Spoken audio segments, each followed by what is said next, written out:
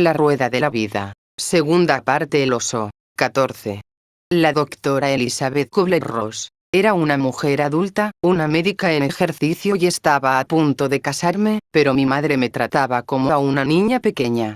Me llevó al peluquero a que me arreglaran el cabello, me llevó a una especialista en maquillaje y me obligó a hacer todas esas tonterías femeninas que yo apenas toleraba. También me decía que no me quejara por ir a Estados Unidos, ya que Manny era un hombre inteligente y guapo con el que muchas mujeres desearían casarse. Probablemente quiere que le ayudes a preparar sus exámenes finales, me decía. Esa puya fue una muestra de inseguridad por su parte. Quería que yo apreciara lo que tenía, pero yo ya me sentía afortunada. Después de que Manny aprobara los exámenes, y sin mi ayuda, nos casamos. Fue una gran celebración. Mi padre fue el único que no lo pasó en grande. Impedido por la fractura de cadera que había sufrido hacía unos meses, no pudo mostrar su agilidad y majestuosidad en la pista de baile, y eso lo deprimió. Pero lo compensó con creces mediante su regalo de bodas, una grabación de algunas de sus canciones favoritas cantadas por él mismo acompañado brillantemente al piano por Eva. Después de la boda toda la familia fuimos a la Feria Mundial de Bruselas. Y después mis familiares nos despidieron desde el muelle cuando, junto con varios amigos de Mandy que habían asistido a nuestra boda, mi marido y yo subimos a bordo del Liberté, el enorme transatlántico que nos llevaría a Estados Unidos. Ni las exquisitas comidas, ni el sol ni el baile en cubierta lograron calmar la tristeza que sentía al dejar Suiza y partir hacia un país por el que no sentía ningún interés. Sin embargo, me dejé llevar sin discutir, y por lo que escribí en mi diario, se ve que pensaba que era un viaje que tenía que hacer. ¿Cómo saben estos gansos cuándo es el momento de volar hacia el sol? ¿Quién les anuncia las estaciones? ¿Cómo sabemos los seres humanos cuándo es el momento de hacer otra cosa? ¿Cómo sabemos cuándo ponernos en marcha? Seguro que a nosotros nos ocurre igual que a las aves migratorias. Hay una voz interior, si estamos dispuestos a escucharla, que nos dice con toda certeza cuándo adentrarnos en lo desconocido. La noche anterior a nuestra llegada a Estados Unidos, en mi sueño me vi vestida de indio cabalgando por el desierto. En el sueño el sol era tan ardiente que desperté con la garganta seca y dolorida. Repentinamente también sentí sed de esa nueva aventura. Le conté a Manny que cuando era niña dibujaba escudos y símbolos indios y bailaba encima de una roca como un guerrero, a pesar de no haber visto nunca nada de la cultura aborigen de Estados Unidos. ¿Era una casualidad mi sueño? No me pareció probable. Curiosamente, eso me tranquilizó. Como una voz interior, me hizo percibir que lo desconocido podía ser en realidad como ir a casa. Para Manny lo era. Bajo un fuerte aguacero, me señaló la Estatua de la Libertad. Miles de personas esperaban en el muelle para recibir a los pasajeros del barco. Allí estaban la madre de Mandy, sordomuda, y su hermana. Durante años había oído hablar muchísimo de ellas. En ese momento solo tenía muchas preguntas. ¿Cómo serían? ¿Recibirían bien a una extranjera en la familia? ¿A una mujer no judía? Su madre era una muñeca cuya felicidad al ver a su hijo médico se manifestó en sus ojos con tanta claridad como si lo hubiera dicho con palabras. Su hermana fue otra historia. Cuando nos encontró, estábamos buscando nuestras 15 maletas, baúles y cajas. Abrazó con fuerza a Mandy. Luego, esa mujer de Long Island que tenía una masa de hermosos cabellos muy bien peinados y vestía ropa nueva, me examinó el pelo empapado y la ropa mojada, que me daban el aspecto de haber venido nadando detrás del barco, y miró a su hermano como preguntándole, ¿esto es lo mejor que lograste encontrar? Una vez pasado el control de aduana, donde retuvieron mi maletín médico, fuimos a cenar a casa de la cuñada de Mandy. Vivía en Limbrook, en Long Island. Durante la cena, cometí un pecado no intencionado al pedir un vaso de leche. Lo divertido es que yo jamás bebía leche y habría preferido una copa de brandy, pero creía que en Estados Unidos todos bebían leche. ¿Acaso no era el país de la leche y la miel? Bueno pues, pedí leche. Mi marido me dio un fuerte pisotón bajo la mesa. Estábamos en una casa kosher, me explicó. Tendrá que aprender a observar el coser, comentó en tono sarcástico mi cuñada. Después de la cena entré en la cocina, con la esperanza de estar un rato sola, y sorprendí a mi cuñada de pie junto al refrigerador mordisqueando un trozo de jamón. Al instante me puse de buen humor. No tengo la menor intención de observar el coser, le dije, y supongo que tú tampoco eres muy coser. Mi actitud mejoró un tanto cuando a las pocas semanas Mandy y yo nos mudamos a nuestro apartamento. Este era pequeño, pero estaba muy cerca del hospital comunitario Glen Cove, donde los dos trabajábamos de residentes supervisados. Una vez que comenzó el trabajo me sentí notablemente más feliz, aunque el horario era agotador y el salario no nos alcanzaba para tener que comer hasta fin de mes. Me encontraba muy a gusto al llevar una bata blanca y tener una lista de pacientes para ocupar mis pensamientos y energías. Nota: coser. Alimento conforme a la ley judía. Aplicado a persona o cosa legítima, auténtica, legal. N. De la T. Fin de nota. Mis días comenzaban muy temprano. Preparaba el desayuno para Manny y después los dos trabajábamos hasta bien entrada la noche. Volvíamos a casa juntos, escasamente con las fuerzas suficientes para arrastrarnos hasta la cama. Todos los fines de semana estábamos de guardia en el hospital, atendiendo las 250 camas los dos solos.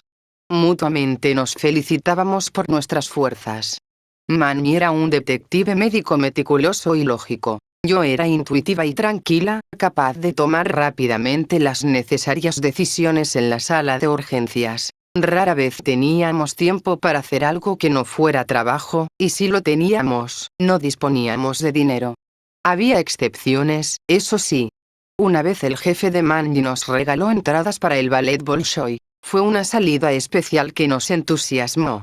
Nos pusimos nuestras mejores galas y cogimos el tren para Manhattan. Pero tan pronto como apagaron las luces yo me quedé dormida, y solo desperté cuando bajaron por última vez el telón. La mayor parte de las dificultades que tuve procedían de mi adaptación a una nueva cultura. Recuerdo a un joven al que admitieron en la sala de urgencias con un grave problema de oído. Estaba en una camilla, sujeto con correas, como es lo habitual. Mientras esperaba que lo viera un otorrinolaringólogo, me preguntó si podía ir al restroom, que quiere decir lavabo, pero yo, que jamás había oído esa palabra, creí que era una sala para descansar. Sabiendo que el especialista llegaría en cualquier momento, no podía permitirle ir a ninguna parte. Y antes de volver a salir a hacer mis rondas, añadí: donde mejor va a descansar es quedándose quieto donde está. La vez siguiente que pasé por ahí, una enfermera estaba desatándole las correas para que pudiera ir al lavabo. Roja de vergüenza escuché la explicación de la enfermera. Doctora, tenía la vejiga a punto de estallar. Pasé un momento aún más humillante cuando estaba de ayudante en el quirófano. Durante la operación, que era de rutina, el cirujano coqueteaba descaradamente con la enfermera, casi sin advertir mi presencia, aunque yo era la que le pasaba los instrumentos que necesitaba. De pronto el paciente comenzó a sangrar. «Shit», exclamó el cirujano, olvidando sus coqueteos. Otra palabra desconocida para mí. Miré la bandeja de instrumentos y en un momento de pánico me disculpé diciendo: no sé cuál es el shit. Después Manny me explicó por qué todos se habían echado a reír. Shit significa mierda. Pero normalmente él se divertía como todos los demás con lo que él llamaba mis episodios cómicos. El peor de todos ocurrió la noche en que el jefe de Mandy y su esposa nos llevaron a cenar a un restaurante muy elegante. De aperitivo yo pedí un screwdriver, destornillador. Cuando sirvió el plato principal, el camarero me preguntó si deseaba otra bebida. Tratando de hacer una gracia, pero sin saber lo que decía, le contesté no, thanks, y bebé en Screwdriver. No gracias, ya me han follado bastante.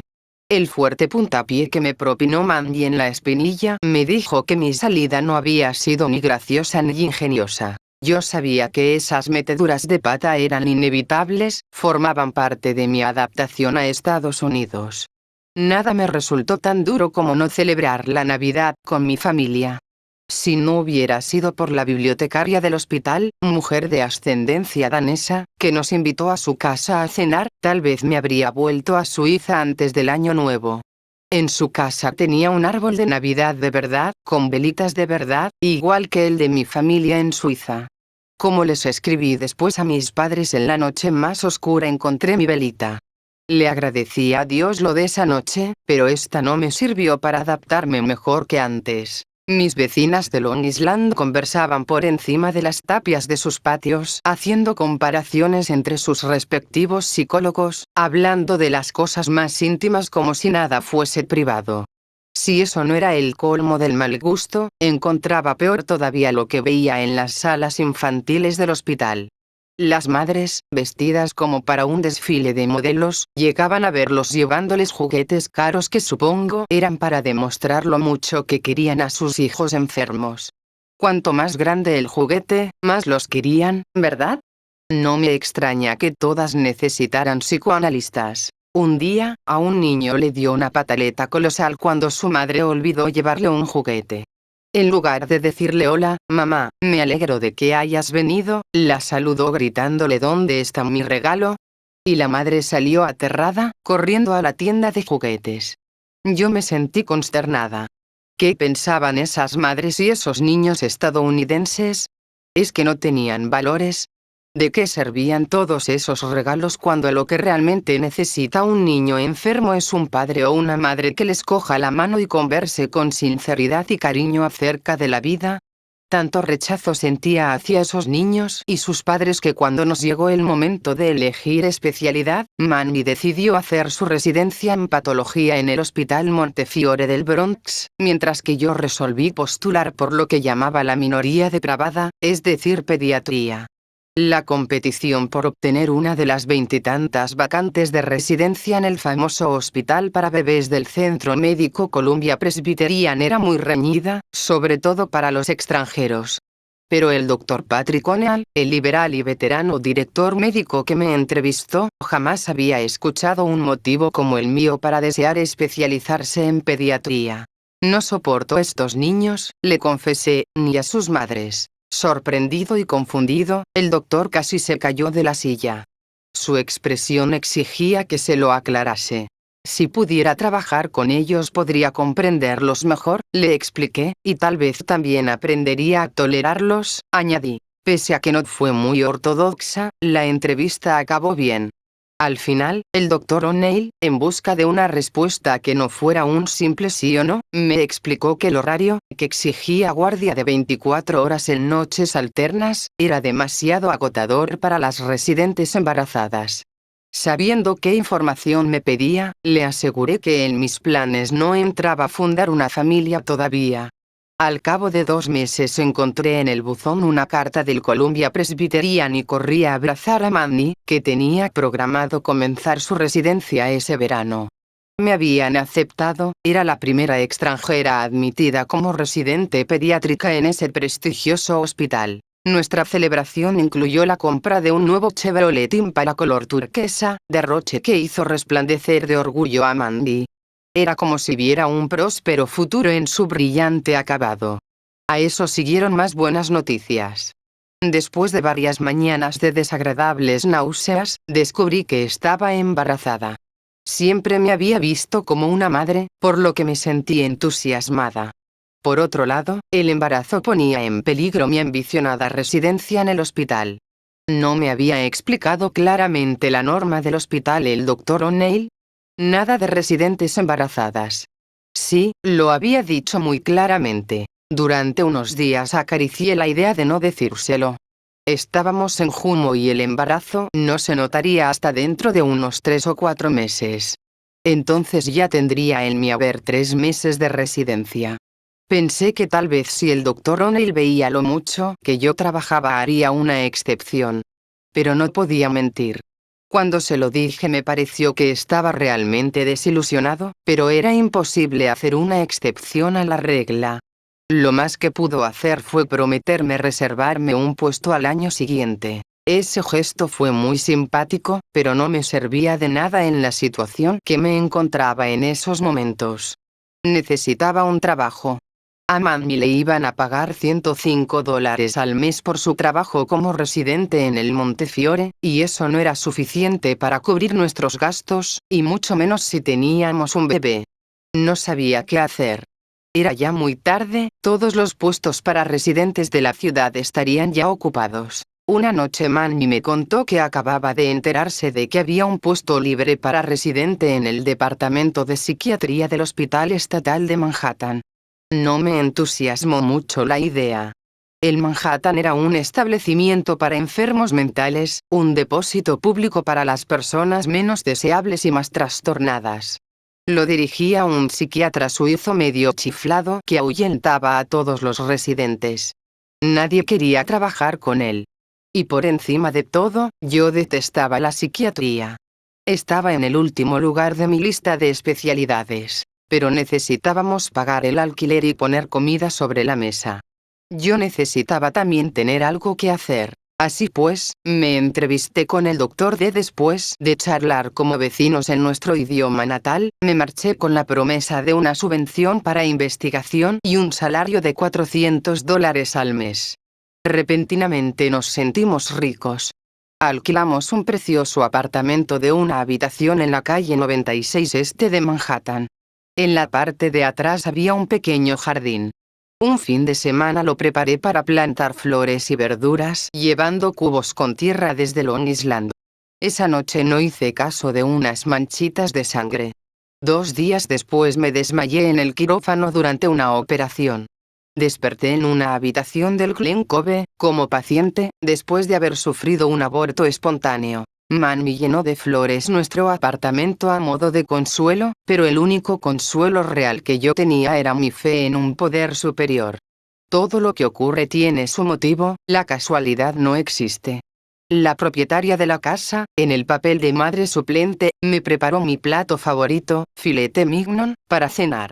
Lo irónico era que su hija había salido ese día del mismo hospital después de dar a luz a una niñita sana mientras yo salía con los brazos vacíos. Esa noche oí el llanto de la recién nacida a través de las paredes del apartamento. Hasta ese momento no me había dado cuenta de lo profunda que en mi pena. Pero en ello había también otra importante lección: es posible que no obtengamos lo que deseamos, pero Dios siempre nos da lo que necesitamos.